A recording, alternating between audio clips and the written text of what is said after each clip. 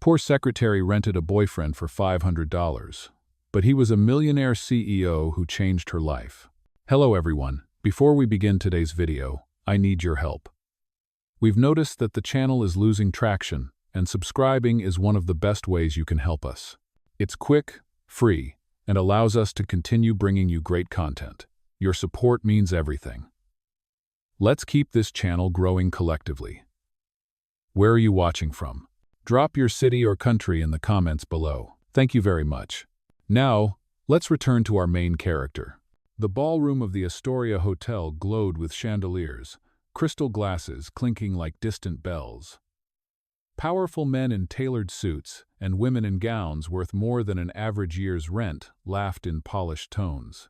It was the annual Blackwell Holdings charity gala, the kind of event where reputations were sealed and whispers could ruin careers. In the far corner, Mia Lopez adjusted the strap of her thrift store dress, her hands trembling as she clutched a rented purse. She was just a secretary, drowning in medical bills for her father. Tonight, she couldn't show up alone. She couldn't endure the mocking smiles of her colleagues again. So she did something desperate. She paid $500 to a rent-a-boyfriend service. A stranger was supposed to meet her here, hold her hand, play the part, and keep the wolves at bay. Her heart raced when she felt a shadow fall across her. Mia Lopez? The voice was deep, controlled, with a coolness that made her spine stiffen. She turned. The man before her wasn't the awkward student she had imagined. His tuxedo was cut to perfection, his eyes sharp gray, his posture commanding. He looked like he belonged on the cover of Fortune magazine, not in a rental database. "Yes, I'm Mia," she managed. "You must be your date for the night," he said simply, slipping her hand into his as if the decision was already made. The warmth of his touch was steady, confident, not the fumbling of a man paid to pretend. As they walked into the glittering center of the gala, a hush seemed to ripple. Heads turned, murmurs spread like wildfire. One executive leaned toward another. "Isn't that Ethan Blackwell, the CEO himself?" Mia's stomach dropped. She tried to smile, but her pulse hammered. This couldn't be happening. She had rented a boyfriend, not stumbled into the arms of the most feared millionaire in the city. Across the room, Meredith Shaw, Ethan's former fiancée and heiress of a powerful family, raised her glass with a sly smile. "So," she said loudly enough for nearby ears, "our Ethan finally brought a date. And she's interesting." Mia swallowed, her throat dry. She hadn't prepared for this. Not for the stares, the cameras, the whispering judgment. Ethan's grip tightened gently on her hand. His expression never wavered, his jaw sharp under the light. "This is Mia," he said calmly, his voice carrying across the circle of listeners. "She's with me." The laughter softened. The whispers stalled. For the first time in her life, Mia wasn't invisible in a room like this. She was standing under the brightest chandelier, with a man whose presence commanded silence. But then came the first test. A board member smirked, swirling his champagne. "With you, or with your wallet?" The words cut through the air. Mia froze, shame heating her cheeks. Her secret, her desperate $500 decision threatened to explode in front of the most powerful people she had ever stood among. Ethan didn't blink. He turned his cold gray eyes toward the man, every syllable like a blade. "When you learn to respect a woman who stands beside me, maybe you'll earn the right to speak in this circle again." The room went quiet, champagne glasses lowered. Mia stood in disbelief, her heart pounding louder than the orchestra playing in the background. She had no idea why this man, this billionaire CEO, was protecting her. She only knew one thing. Tonight, nothing would ever be the same. The music swelled, violins filling the air, but Mia barely heard them. Her ears burned with the echoes of Ethan's words. The way his voice had cut through the mockery like a blade. He hadn't looked at her with pity. He had looked at her as if she belonged, and that terrified her more than the insults. She leaned closer, whispering through a stiff smile, "Why did you say that?" Ethan tilted his head slightly, his eyes still scanning the crowd. "Because I don't like hyenas circling around me, and because you looked like you were about to bolt." Her lips parted, but no words came out. He was right. If he hadn't spoken, she might have fled the ballroom altogether. Then came the first dance. Couples glided onto the polished floor. The chandeliers above rained gold light over silken gowns and tuxedos. Mia felt her stomach twist. She had never learned ballroom dancing, not in any real sense. Her training was 3 YouTube tutorials squeezed between double shifts. Ethan turned to her, extending his hand. "Shall we?" I can't," she whispered. "You can." His voice was calm, certain, with a trace of challenge. Before she could argue, his hand closed around hers, and he led her onto the floor. The first steps were clumsy. She nearly stumbled when the violinist hit a high note, her heel catching in the hem of her thrifted dress. She muttered, "I told you." "Relax," he murmured. "Let me lead." Something shifted. His grip was firm but not forceful, his stride steady, guiding her like the music belonged to them alone. Slowly, Mia's body found rhythm. Her laughter bubbled out, nervous but real. Around them, whispers grew. "She's just a secretary. Why would he bring her? Look at her dress." But the more they whispered, the straighter she stood. Halfway through the song, she looked up. Ethan's eyes weren't cold anymore. They were watching her, searching, as if he had just discovered something that unsettled him. When the dance ended, applause rippled faintly. A few polite claps, some disapproving silence. Meredith approached again, her smile sharp. "Lovely performance. Though I must say, Ethan, it's unlike you to lower your standards." Mia froze. Her hand twitched at her side, but Ethan didn't flinch. He leaned in, his tone smooth but steel underneath. "The only standard that matters is whether someone stands with dignity, and Mia does." Meredith blinked, her painted smile faltering for a fraction of a second. The room caught the tension like dry wood catching flame. Later, Mia escaped to the edge of the ballroom, her chest tight. She pressed her hand against the cool marble pillar. What was she doing here?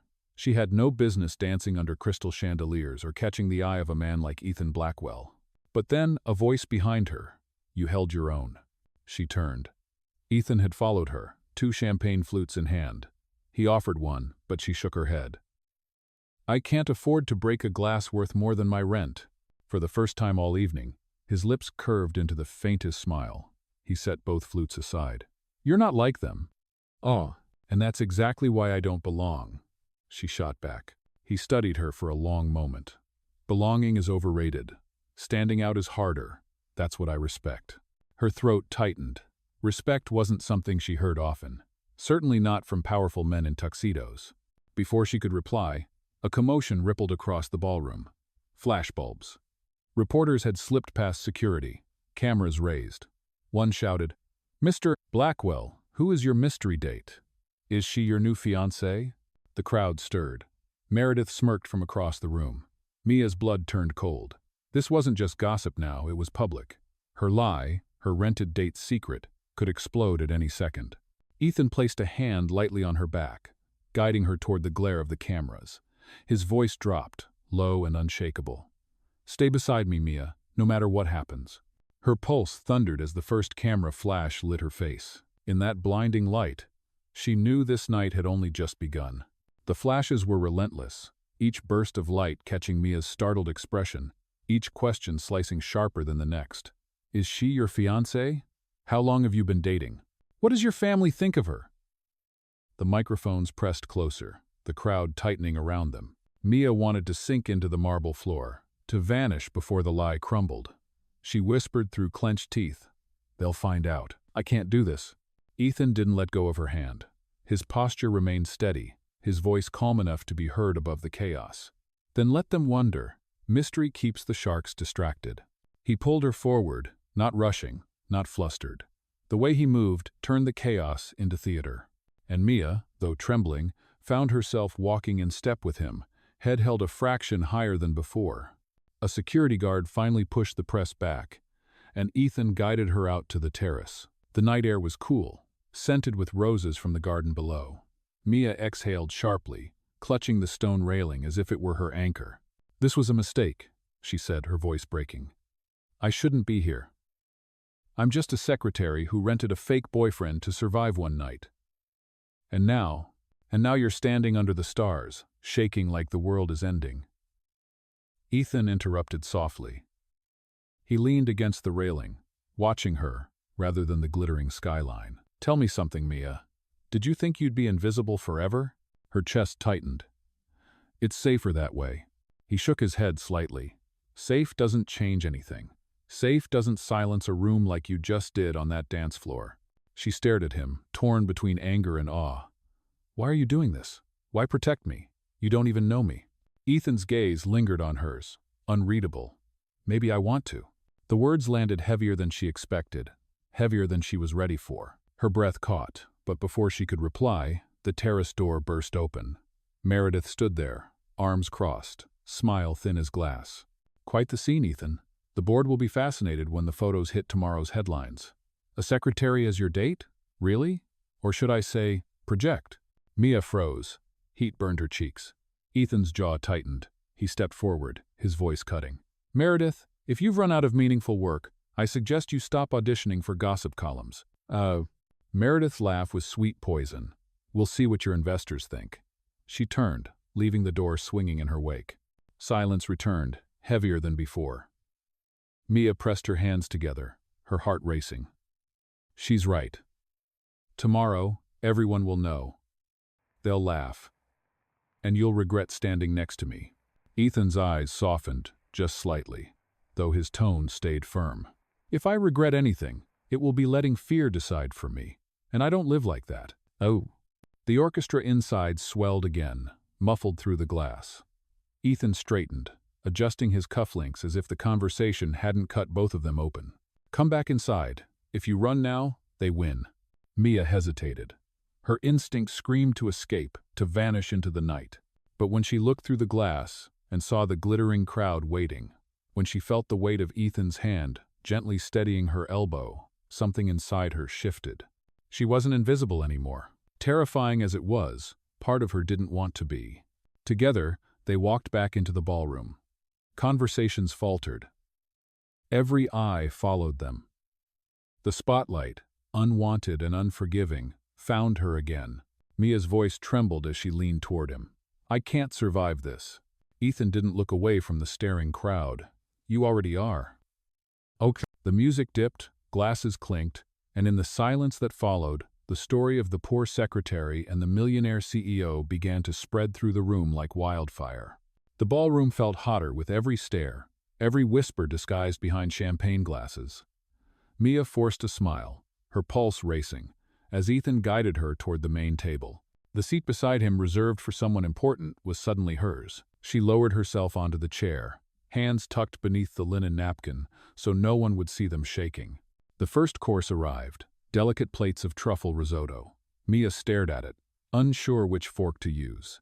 She had watched videos on etiquette, but now her mind went blank. Beside her, Ethan's movements were calm, precise. He leaned slightly, his voice low enough for only her to hear. Start with the smaller fork. Left side. She blinked. Are you seriously giving me a tutorial right now? His lips barely curved. Better than letting them laugh.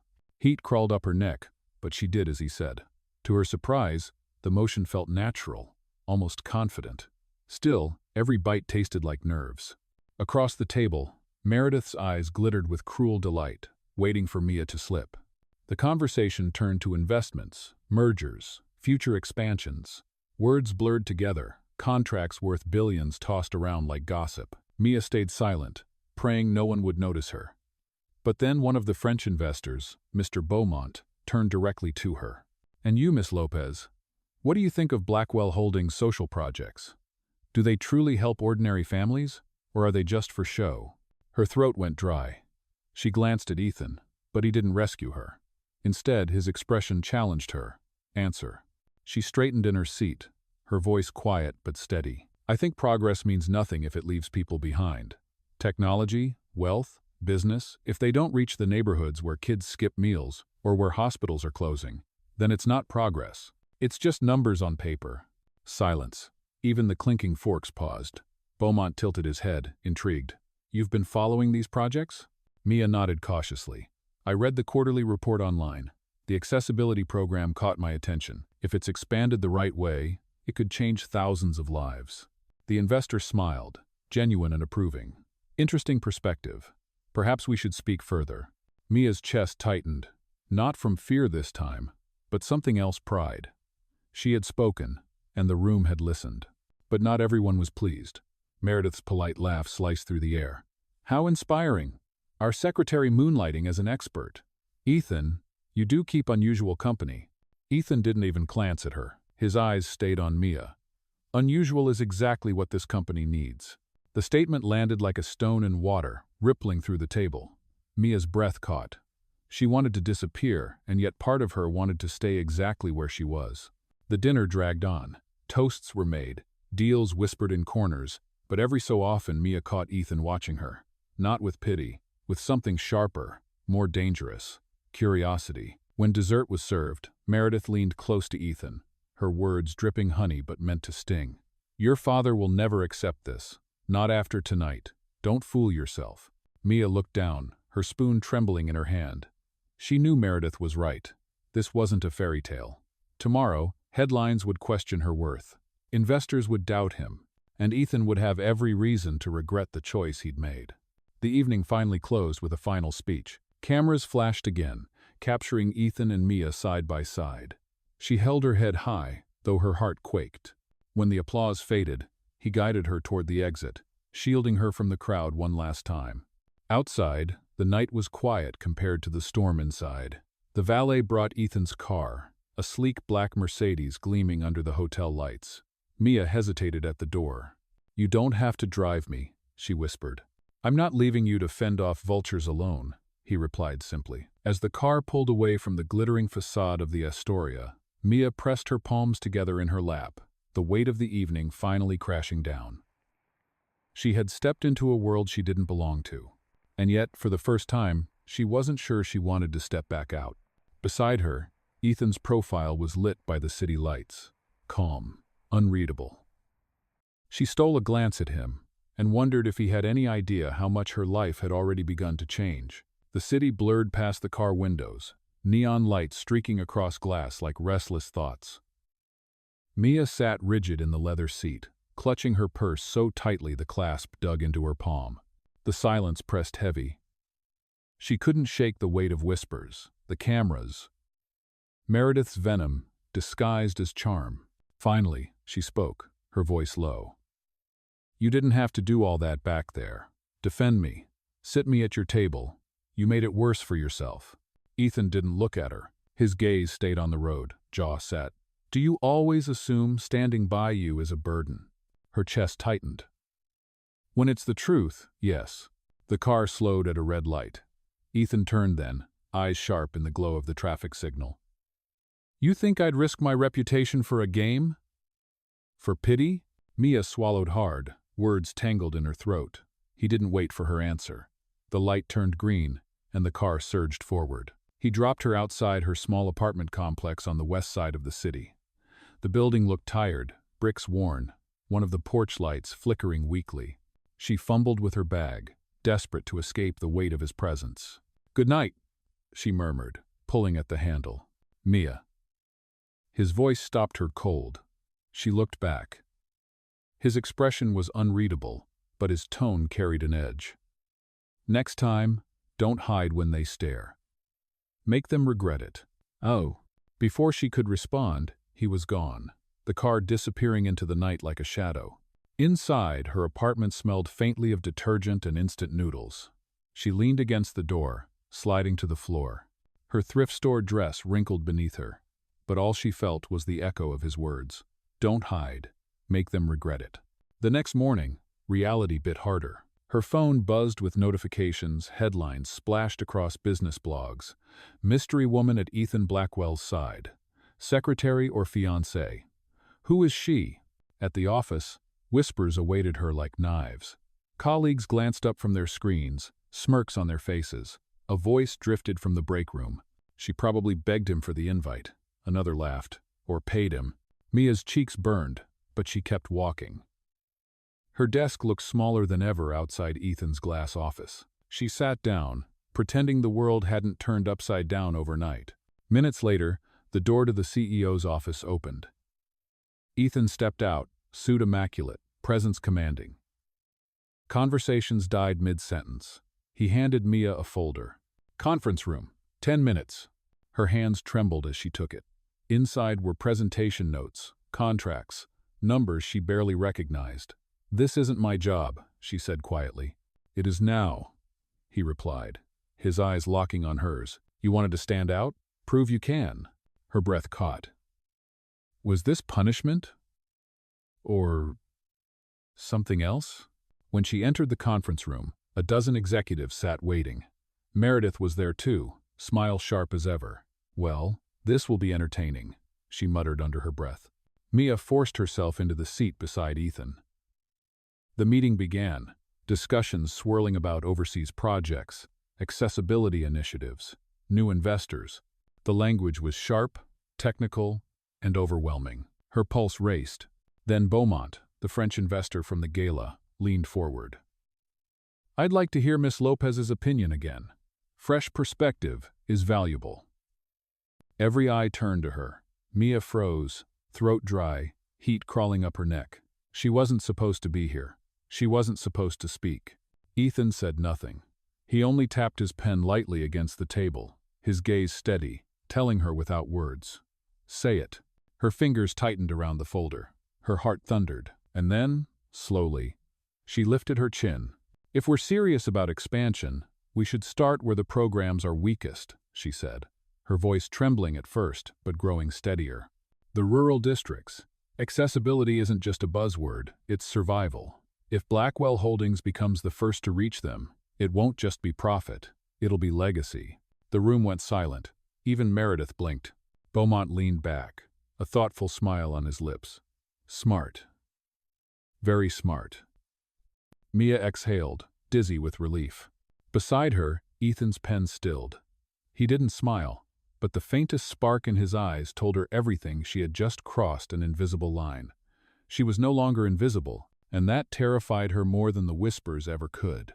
The meeting adjourned with a shuffle of papers and murmurs, but Mia's pulse was still racing. As the executives filed out, a few glanced at her differently, not just as the secretary who fetched coffee, but as someone who had spoken with conviction.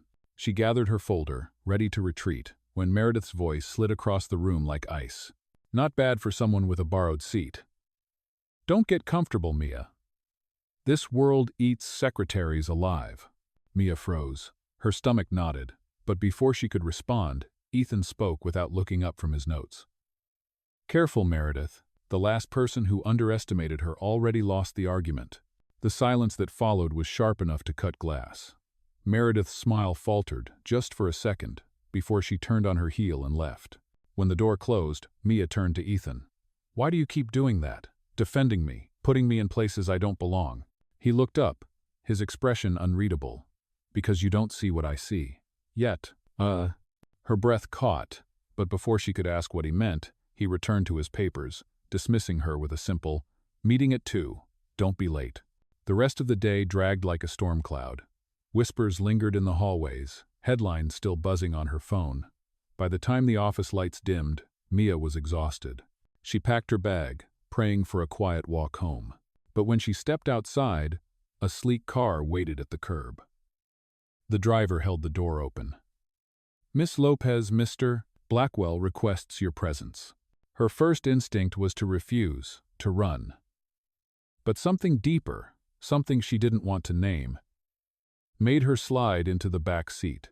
Inside, Ethan sat with his tie loosened, jacket discarded beside him. He looked less like the untouchable CEO and more like a man carrying the weight of a city. "Why am I here?" she asked, her voice sharper than she intended. "Because you've already become part of this," he said simply, "and I don't let my people face storms alone." Her chest tightened. "I'm not your people. I was never supposed to be more than a fake date."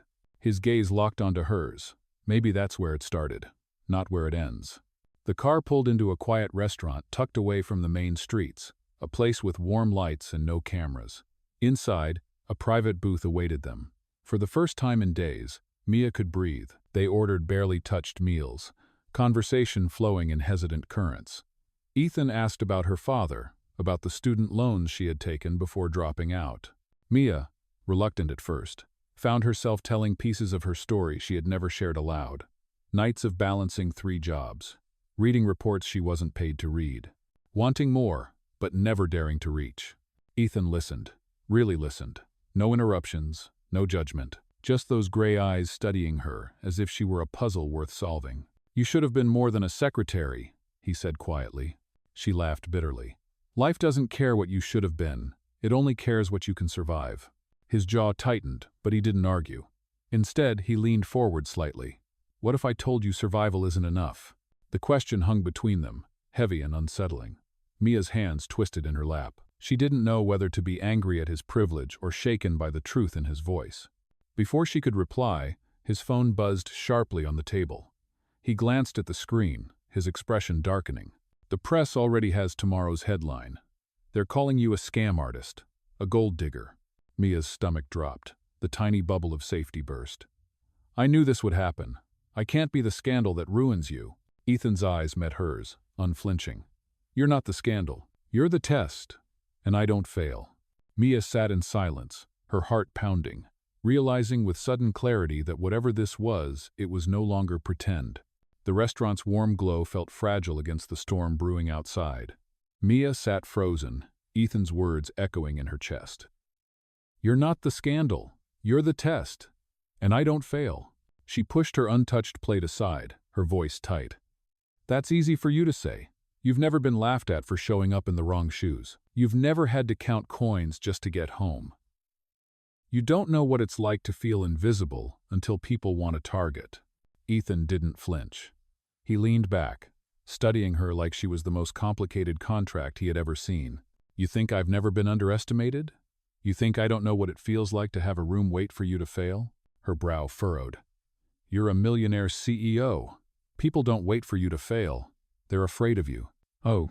For a second, something flickered in his eyes, old, buried, raw. "They weren't always afraid," Mia opened her mouth to ask, but he cut her off with a glance at his buzzing phone. He silenced it, then looked back at her. "Tonight isn't about them. It's about you deciding if you're going to let their headlines write your story." The words sank into her like stones. She hated that part of her wanted to believe him. By the time he drove her home, the city streets were nearly empty. At her building's entrance, she hesitated. "Ethan, maybe we should end this, before it gets worse." His hand rested on the steering wheel, knuckles white. "If you want to walk away, say it. But don't pretend it's for my sake." Her throat tightened. She opened the door and slipped into the night without answering. The next morning, her fears became real. Newspapers plastered her photo beside Ethan's place. Secretary or seductress? Blackwell's gold digger girlfriend? The words cut sharper than any whisper. When Mia entered the office, eyes followed her like spotlights. A few employees smirked, one even snapping a photo before she could stop them. Her desk felt smaller than ever. The glass door to Ethan's office opened. "Inside," he ordered. She closed the door behind her, bracing for anger. Instead, he held up a tablet, the screen glowing with headlines. "This is what they've made you!" A caricature. "A weapon against me." Her voice cracked. "And what are you going to do? Fire me? Pretend none of this happened?" His gaze was steady. "I'm going to let you decide how we fight back." Her breath caught. "Me?" "Yes. Because if you can stand in that ballroom and silence investors, then you can stand against them too. But only if you choose to." Mia's heart pounded. She wanted to say no, to run, to hide. But the memory of Meredith's smirk, the whispers in the office, the cruel headlines, something inside her snapped. "What if I fail?" she whispered. Ethan leaned forward, his voice firm but low. "Then you fail with me, and I don't fail." For the first time, she didn't see the cold CEO everyone feared. She saw a man daring her to believe in herself, even if the whole world wanted her to disappear. Mia tightened her fists at her sides. She had been a secretary, invisible, forgettable. But now, the city knew her name. And maybe, just maybe, she was ready to make them regret speaking it. Mia barely slept that night. The headlines replayed in her mind like a broken reel. Gold digger. Seductress. Scam. Each word bruised her pride deeper than the last. She wanted to disappear, but Ethan's words wouldn't let her. "If you can stand in that ballroom, you can stand against them too." By morning, the storm had only grown louder. A cluster of reporters lingered outside the Blackwell Holdings building, shouting her name as she slipped through the revolving doors. Cameras flashed. She pulled her coat tighter, praying they wouldn't notice her shaking hands. Inside, the office was no safer. Colleagues whispered in corners, their eyes darting toward her like knives. One laughed under his breath as she passed. "Guess $500 goes a long way." Her cheeks burned, but she kept walking, refusing to let them see her crumble. When she reached her desk, a note waited. Ethan's handwriting was sharp, deliberate. "Boardroom, 9 a.m., be ready."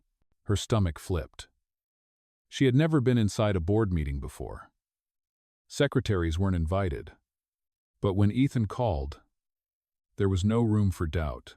The boardroom was a fortress of glass and steel. Executives sat in polished rows, their expressions cool, calculating. Meredith was there too, her smile razor-thin. Ethan entered last, his presence silencing the room. "Today," he began, "we address the rumors and the truth." His gaze swept over the board before landing on Mia. "Miss Lopez, you'll speak first." Her throat constricted. Dozens of eyes bore into her. She clutched the edge of the table, her voice trembling. I never asked for this. I never asked to be dragged into headlines or whispered about in hallways. But if you're questioning whether I belong here, maybe I don't.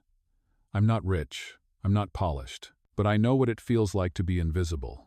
And I know that companies that ignore people like me don't deserve to call themselves leaders." The room stilled. Her words had come out sharper than she intended, but she didn't take them back. One board member cleared his throat. "And what exactly do you propose, Miss Lopez? That we let secretaries run billion-dollar deals?" A laugh rippled, but Ethan's voice cut through it like steel. "What I propose is listening when truth comes from unexpected places. She saw potential where some of you only saw risk. That's more valuable than another empty speech on quarterly earnings." Mia's pulse hammered. She had expected him to let her drown. Instead, he threw her a lifeline in front of everyone. Meredith leaned forward, her tone dripping with mock sympathy. "How touching. But investors don't pay for sentiment. They want results. And this," she gestured at Mia with a sweep of her manicured hand, "is nothing more than a liability." Ethan's gray eyes hardened. The only liability in this room is underestimating her. The silence that followed was suffocating. No one dared challenge him further. The meeting adjourned with stiff nods and murmured dissent. Afterward, Mia lingered by the door, her legs trembling. Ethan stopped beside her, lowering his voice so only she could hear. "You stood your ground. That's the first battle won." She shook her head. "You make it sound like a war." His jaw tightened. "Because that's exactly what it is." Later, as she left the building, the reporters surged again. This time, instead of ducking, she paused. Cameras snapped. Questions flew. She didn't answer, but she lifted her chin, walked steady, and didn't hide. Inside, Ethan watched from the top-floor window. For the first time in years, his expression wasn't guarded. It was something rarer, something dangerous, admiration. Mia had no idea yet, but she had just crossed another invisible line, and there was no going back. That evening, Mia sat at her tiny kitchen table, the glow of her old laptop casting tired light on her face.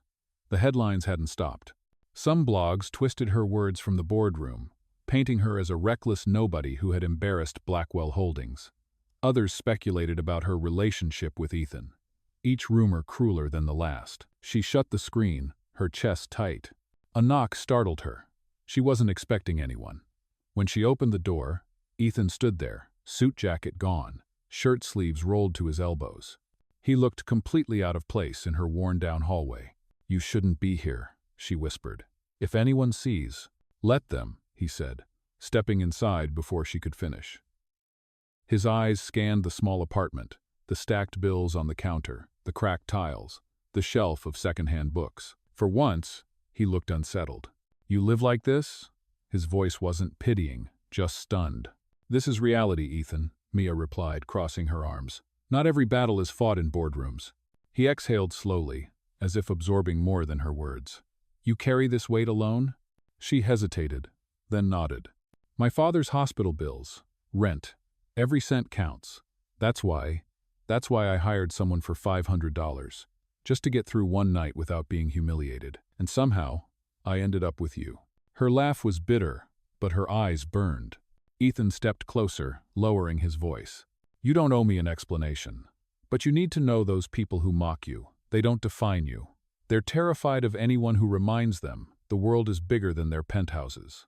For a moment, silence stretched between them, heavy but not suffocating. Then Mia shook her head. Words don't erase headlines. Then we'll give them new ones, Ethan said firmly. She blinked. What do you mean? Tomorrow night, there's a charity press event. You'll come with me again. But this time, you won't stand beside me quietly. You'll speak.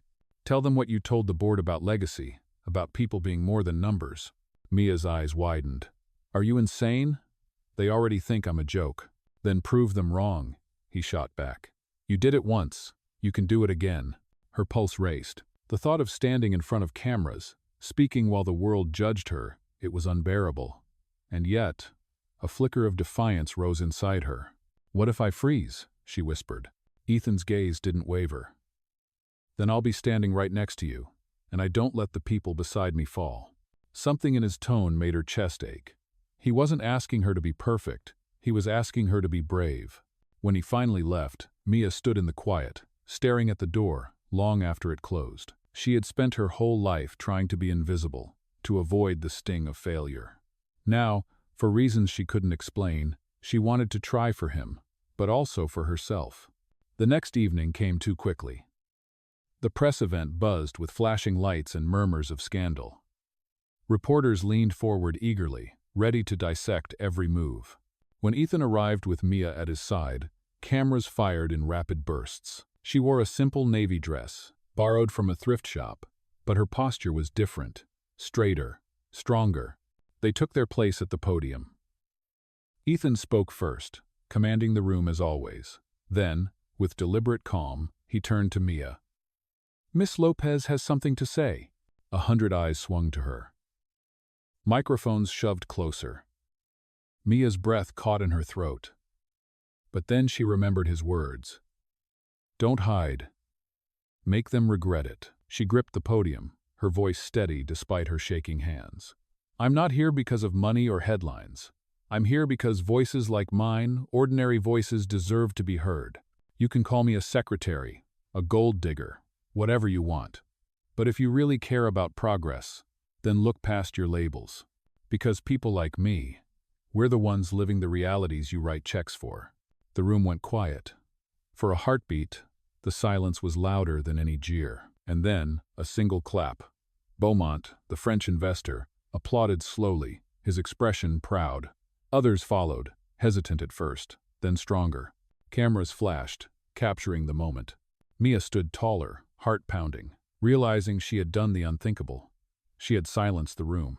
Beside her, Ethan's faint smile was the only thing steady in the storm of lights. And for the first time, Mia felt something shift, not in the crowd, but inside herself. She wasn't invisible anymore, and maybe she never would be again. The applause faded into a hum of murmurs and clicking cameras, but Mia barely heard any of it. Her heart thundered so loudly she thought the microphones might pick it up.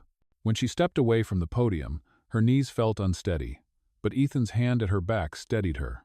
You did it, he murmured, low enough that only she could hear. Her chest was still heaving. I thought I was going to faint. He allowed the smallest curve of a smile. Next time, you'll terrify them before you even speak. The press event ended with flashes and scribbled notes, but the headlines the next morning told a different story. Secretary turns scandal into speech. Mia Lopez stuns investors with fiery words. From gold digger to game changer. Mia sat at her desk, staring at the articles in disbelief. Just days ago, she had been a footnote. Now, she was a headline of her own. But not everyone celebrated. When she passed the break room, she overheard two voices. She's a distraction, one muttered. The company's a circus now, another scoffed. She won't last. Ethan will get bored. Mia gripped her folder tighter, forcing herself to keep walking.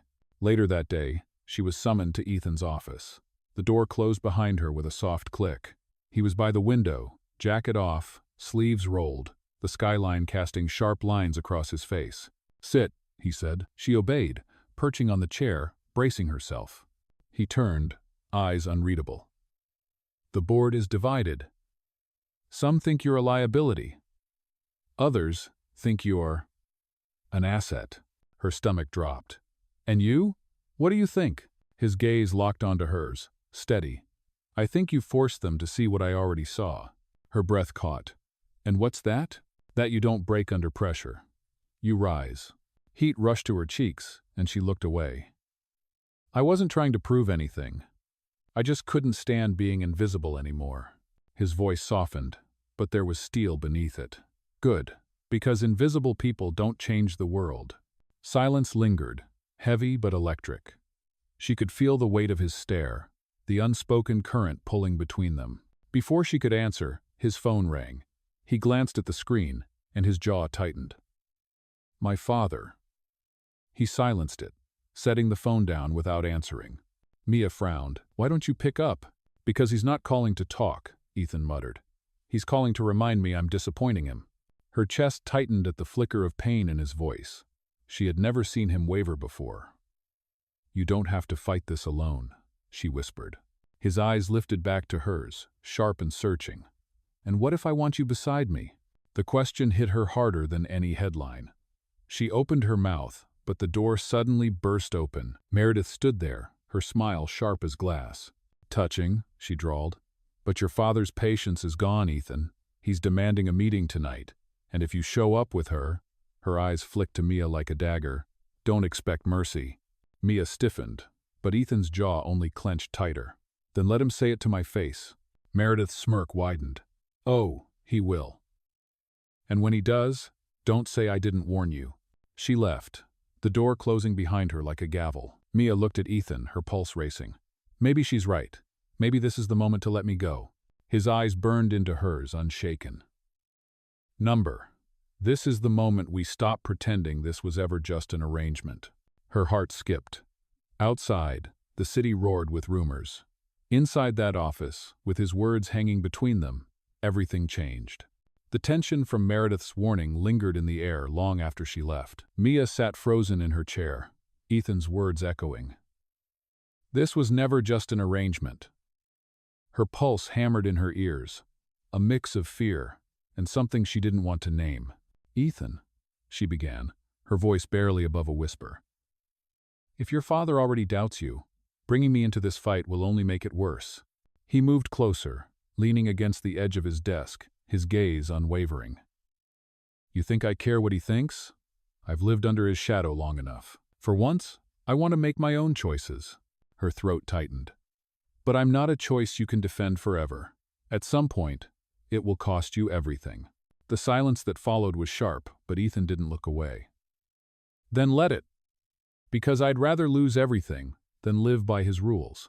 Before Mia could respond, his phone lit up again. This time, he answered. His father's voice boomed so loudly that even Mia could hear it across the desk. Ethan, tonight, my house, and don't you dare bring that secretary into my home. The line went dead before Ethan could reply. His jaw flexed, his hand tightening around the phone. So that's how it is, he muttered. Mia rose quickly. Then go. Alone. You don't need me to make this worse. But Ethan shook his head. If they want to see you as a weakness, then I'll show them exactly how wrong they are. You're coming with me. Her heart pounded. Ethan, you can't. I can, he cut in, his voice low but firm, and I will. That night, the Blackwell estate loomed like a fortress. The mansion's marble columns glistened under the floodlights, and rows of luxury cars lined the driveway. Inside, the gathering was already in motion. Executives, family members, and high society faces all waiting to witness the clash between father and son. When Ethan entered with Mia at his side, the room hushed. Murmurs rose instantly. The secretary. He actually brought her? Unbelievable. Oh, at the center stood Richard Blackwell, Ethan's father, a man whose presence filled the room with ice. His silver hair was perfectly combed, his tailored suit darker than the night outside. His gaze landed on Mia, cold and cutting, before snapping back to his son. So it's true, Richard said, voice booming. You're parading a secretary as if she belongs in this family. Mia felt the ground sway beneath her. Every instinct screamed at her to leave, but Ethan's hand on hers anchored her in place. She belongs here, because I say she does, Ethan replied calmly, though his eyes burned. The guests shifted uncomfortably, whispers swelling. Richard's laugh was sharp. You'd throw away decades of work, our name, our legacy for this? He gestured toward Mia, as though she were nothing more than a stain. Mia's chest tightened. Shame prickled at her skin, but Ethan didn't falter. Legacy means nothing if it's built on fear and control. Mia has more courage than half the people in this room. Gasps rippled through the crowd. Richard's face hardened, his jaw clenched. Courage or manipulation? Don't fool yourself, Ethan. She's here for what you can give her. Mia's eyes burned with tears she refused to let fall. She stepped forward, her voice steady despite her trembling hands. I never asked for his money. I never asked for his name. All I wanted was a chance to not be dismissed before I even opened my mouth. Oh. The room fell silent. Even Richard blinked at her audacity. Ethan's hand squeezed hers, his voice low but carrying through the hall. You wanted honesty, Father? There it is. I choose her. Not because she's safe, but because she's real. Something this family has forgotten how to be. The words cracked through the mansion like thunder. Richard's face darkened, but for the first time, a flicker of uncertainty crossed his features. Mia stood taller, refusing to shrink back. For once, she wasn't just Ethan's secretary. She was the woman standing beside him in the storm. The room buzzed after Ethan's declaration, the weight of his words still hanging in the air. Guests exchanged nervous glances, some whispering behind gloved hands, others frozen in shock. Mia could feel their stares on her like needles, but she forced her chin higher. She refused to shrink. Richard Blackwell's lips curled into a cold smile. Bold speech. But speeches don't run empires. Results do. And she... His gaze cut toward Mia, sharp and dismissive.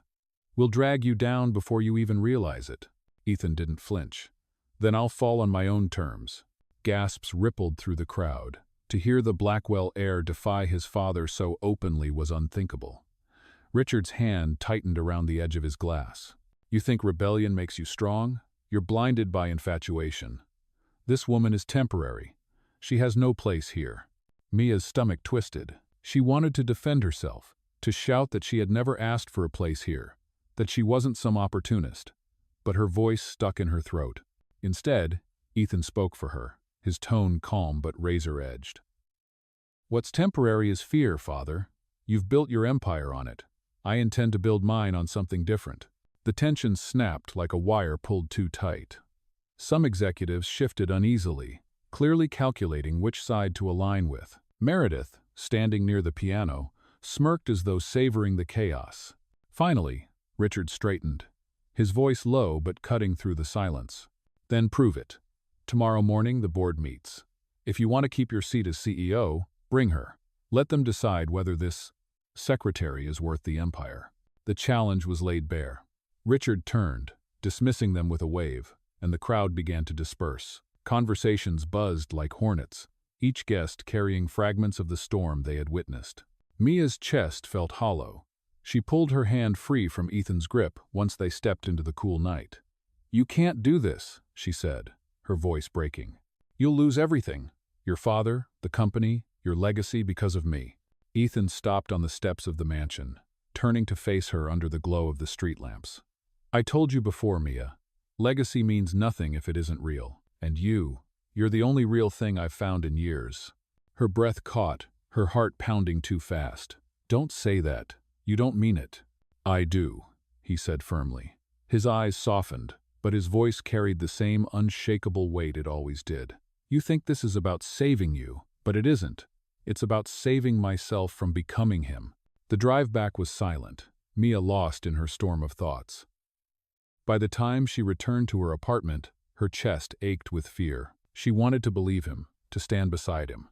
But the thought of being the reason he lost everything, she didn't know if she could carry that. That night, she tossed and turned, her mind replaying every word. Richard's disdain, Ethan's defiance, the eyes of the crowd waiting for her to fall. Morning came too quickly. Outside the Blackwell Holdings tower, reporters swarmed like vultures, cameras ready to capture the downfall. Mia stood at the curb, staring at the glass doors reflecting the chaos. Her legs felt heavy, her palms damp. Then Ethan's car pulled up. He stepped out, composed as always, and extended his hand. Are you ready? Mia's voice shook. Number, but I'll go anyway. His faint smile carried a rare warmth. That's all that matters. Together, they walked past the flashing cameras, past the questions hurled at them like stones, and into the building where the board awaited. For the first time, Mia understood the gravity of what they were walking into. This wasn't just a meeting. This was a battle for everything Ethan had built, and somehow, she had become the center of it. The boardroom was colder than Mia remembered. A long, polished table stretched beneath a chandelier, the walls lined with portraits of Blackwell ancestors who seemed to glare down from the frames. Every seat was filled directors, investors, advisors, each of them watching her, like she was an intruder. Ethan walked beside her with measured steps, but the air shifted the moment they entered. Whispers rippled like static. Meredith, seated near Richard Blackwell at the head of the table, allowed herself a smug smile. Richard's voice cut through the murmurs. "You've made your choice, Ethan. Now let the board see the consequence." Mia's palms were damp, her heart hammering so hard she thought the whole room could hear. She had faced cameras, endured gossip, even spoken at a press event, but this was different. These weren't reporters fishing for headlines. These were the people who held Ethan's future in their hands. The chairman, an older man with a clipped accent, cleared his throat. "Miss Lopez, you've become quite the subject of discussion. Some say you've embarrassed this company. Others," his eyes flicked toward Beaumont, the French investor, "believe you've offered a rare perspective. We'll let you speak for yourself before we deliberate." Mia's throat went dry. Every instinct screamed to stay silent, to run. But Ethan's hand brushed hers under the table, grounding her. She took a breath. "I know I don't look like I belong here," she began softly, her voice shaking at first. "And maybe I don't. I'm a secretary. I've worried about rent, hospital bills, grocery lists, things no one in this room has had to think about in years. But that's exactly why I see what you don't. Progress isn't numbers on a quarterly report. It's the mother who can afford her child's medicine. It's the student who doesn't drop out because the lights stayed on at home. That's the world your policies touch or fail." Silence followed, heavier than any applause. Some faces softened, others hardened. Meredith let out a low laugh. "Touching. But we don't build empires on charity cases." Beaumont leaned forward, his expression sharp. "Number. But we sustain them on vision. And she has more of it in 5 minutes than I've heard in 5 years of these meetings." Gasps scattered across the table. Richard's jaw tightened, his fists clenched on the armrests. "This is not her place," he thundered. "This company is built on power, discipline, order, not sentiment." Ethan rose from his seat, his voice steady but carrying steel. "No, Father. This company was built on fear. But fear won't keep us alive anymore. What Mia said, what she believes, is the only reason we'll survive the next decade." The room buzzed with tension. Some nodded reluctantly. Others whispered furiously. Meredith stood abruptly, her heels clicking like gunshots against the marble. "This is madness. You'll destroy everything for her." Ethan's gaze cut to her, cold and final. "Number. I'll rebuild everything with her." The statement landed like a thunderclap. Mia's chest ached, her breath catching as dozens of eyes swung back to her. She hadn't asked for this. She hadn't wanted to be anyone's weapon in a war of legacy. And yet, standing here, she realized she wasn't just surviving anymore, she was shaping something bigger than herself. The chairman tapped his gavel lightly, calling the room to order. "The board will deliberate. Ethan, Miss Lopez, you'll wait outside." As they stepped into the hall, the doors closing behind them, Mia's knees nearly gave way. Ethan caught her arm, steadying her. "You were incredible," he said quietly. She shook her head, tears burning her eyes. "Or, I just signed your death sentence." His gray eyes softened, the faintest trace of warmth breaking through his armor. "If it was, Mia, it's the only sentence I'll ever thank someone for giving me." She stared at him, breathless, realizing the truth she had been avoiding. This was no longer a facade. Whatever happened behind those doors, their fates were already tied together. The hallway outside the boardroom stretched like a tunnel, silent except for the faint ticking of a clock on the wall. Mia paced back and forth, her heels clicking nervously against the marble floor. Every second felt like a year. Ethan leaned against the wall, arms crossed, his face calm, but his eyes burning with the same tension that knotted her stomach. "They're deciding whether to destroy you," she whispered. And I'm the reason. Ethan shook his head. Number, you're the reason I stood up to them. That's not destruction. Mia, that's freedom. She stopped pacing, staring at him. You keep saying things like that, but you don't see it. You've got everything to lose. I've got nothing. Oh. He stepped closer, his voice steady, quiet. You think nothing means you're weak? It means you have nothing to be afraid of losing. That's strength, more than anyone in that room has ever known. Before she could respond, the heavy doors opened. The chairman appeared, his face unreadable. The board is ready. Mia's breath caught. Ethan took her hand firmly and led her back inside. The room felt colder, the stares sharper than before. Richard Blackwell sat at the head of the table, expression carved in stone. Meredith was perched at his side, her smile sharp with victory already written in her eyes. The chairman cleared his throat. After deliberation, the board has voted. He paused, letting the silence drag. Ethan Blackwell will remain CEO of Blackwell Holdings. Mia gasped softly. Relief surged through her chest, but it lasted only a second before the chairman continued.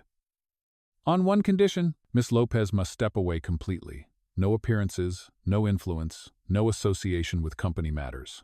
The words hit harder than any insult. Her breath faltered, her chest tight. Meredith's smile widened, victorious. Richard leaned back in his chair, satisfied. Ethan's jaw clenched. Number. The room stirred, murmurs rising. Richard slammed his palm on the table. Don't be foolish. This is mercy. You keep your company, your seat, your name. All we ask is that you rid yourself of this distraction. His eyes flicked toward Mia with disdain. Mia's throat ached. She forced herself to speak, though her voice trembled. Ethan, take it. Keep your company. Don't throw it away for me. He turned to her, his eyes fierce. You think I care about their conditions? They'll not dictate who stands beside me. The chairman tried again, his voice sharper. If you reject the terms, Ethan, you'll lose control. Your father will take over. The Blackwell name will be his, not yours. Mia's heart dropped. The choice hung heavy in the air, legacy or love. Ethan straightened, his voice cutting through the silence. Then let him take it. I won't buy power with betrayal. Gasps echoed. Meredith's face paled, fury flashing in her eyes. Richard rose, his voice thunderous. You ungrateful child. You'll regret this. You'll regret throwing everything away for her. Ethan's gaze didn't waver. The only thing I'd regret is letting fear make me my father's son. The boardroom exploded into chaos arguments, raised voices, shifting alliances, but Mia heard none of it. She only felt Ethan's hand tightening around hers, as if anchoring her in the storm. As they walked out together, past the shouting executives and flashing cameras waiting beyond the glass doors, Mia whispered, her voice shaking. You gave it all up. For me. Ethan looked down at her, his expression softer than she had ever seen. Not for you, Mia, for us. And for the first time since the night she rented a stranger for $500, she realized the truth. This was never about survival anymore. It was about love. Real, reckless, undeniable love. The glass doors of Blackwell Holdings slammed shut behind them, muting the storm of voices still raging in the boardroom. Outside, the swarm of reporters was waiting, cameras flashing like lightning. Microphones were thrust toward Ethan and Mia, questions fired like arrows. Ethan, did you resign as CEO? Who is Mia Lopez to you? Is it true the board forced you out? Mia froze, her breath catching. She expected Ethan to stay silent, to retreat, to let the headlines twist whatever they wanted. Instead, he stepped forward, his hand still firmly holding hers, and faced the chaos head-on. She's not a scandal, Ethan said, his voice strong enough to cut through the noise. She's not a liability. She's the reason I remembered what leadership actually means. If the board can't see that, then it isn't my company anymore. But she, his gaze flicked to Mia, warm, unshakable. She's my future. The world seemed to pause. Cameras fired like thunder, reporters shouting over each other. But Mia barely heard them. Her chest ached with a mix of fear and something far stronger. Pride. He had chosen her not quietly, not in shadows, but here, under the brightest lights. They pushed past the crowd into the waiting car. Inside, the silence hit heavy. Mia stared at their joined hands, her throat tight. "Ethan, you gave it all up. Your name, your power, your father's approval. All because of me." His gray eyes met hers, steady as ever. "Not because of you. Because with you, I finally saw what all of it was worth. And it wasn't worth more than this." Her vision blurred. She pressed her hand to her mouth, but a tear slipped free anyway. For so long, she had lived invisible, fighting just to survive. Now, she was someone worth fighting for. Days later, the headlines shifted again. Some called Ethan reckless. Others painted him as a romantic martyr. But the most surprising twist came from the public. People rallied behind Mia's words. Her speech at the press event had gone viral. Millions shared clips of the secretary who spoke truth to billionaires. On the steps of a community center, Mia stood in front of cameras once more, not as Ethan's scandal, but as herself. She spoke about families like hers, about hospitals that needed funding, about students who deserved better. And for the first time, people listened without laughing. At the edge of the crowd, Ethan watched quietly, his hands in his pockets, his lips curved into the faintest smile. He didn't need the Blackwell empire anymore. He had built something better. A reason. That evening, as the sun sank low over the skyline, Mia found him on the rooftop of her building, the city glowing around them. She stepped into the cool night air, her heart still racing from the speech. "You shouldn't keep watching me like that," she teased softly. "It makes me nervous." Ethan turned, his expression softer than she had ever seen. "I can't help it. You make the whole world nervous, and I've never been prouder." She laughed, shaky, wiping at the corners of her eyes. "I was just trying not to trip over my own words." "You didn't trip. You soared." For a moment, silence wrapped around them. The city hummed below, the sky glowing pink and gold. Mia took a deep breath, her voice low. "Ethan, I don't know where this is going. I don't know if I'll ever fit into your world, but I know one thing. You've already changed mine." His hand found hers, steady, warm. "Then let's build a world that belongs to both of us." Her chest swelled. She thought of the girl who once rented a stranger for $500 just to avoid humiliation. That girl was gone. In her place stood a woman who had faced the brightest lights, endured the sharpest whispers, and found love where she least expected it. Mia leaned into him, her voice trembling but sure. "As long as it's with you, I'm not afraid anymore." Ethan drew her close, his lips brushing her hair as the city stretched endless around them. "Neither am I." "No." And under the fading sun, with the world still buzzing below and their futures uncertain but shared, the poor secretary and the millionaire CEO stood together not as a contract, not as a scandal, but as something real. Something unbreakable. For the first time, Mia wasn't invisible. She was seen, she was chosen, and she was loved. The story had begun with a bargain, but it ended with a promise. Not survival, not scandal, but hope louder than headlines, stronger than legacy, lasting far beyond the night.